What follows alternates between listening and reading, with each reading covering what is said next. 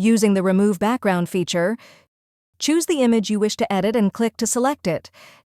Navigate to the Picture Format tab to find the Remove Background option. The tool will attempt to distinguish the background automatically.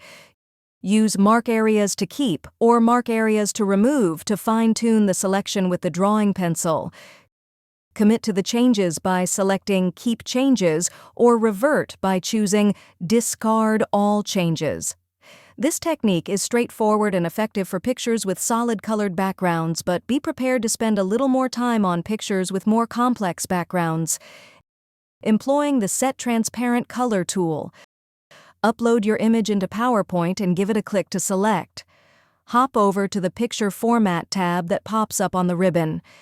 Find and click the Color drop-down menu and look down at its bottom for Set Transparent Color. Your cursor shifts shape to a pen with an arrow. With this, click on the background color in the image you wish to vanish. It feels like having an eraser that targets only the color you choose, making it transparent. However, do bear in mind that this tool has its limits. It might not work as intended if the background blends too much with the main content, or if there are shadows or gradients.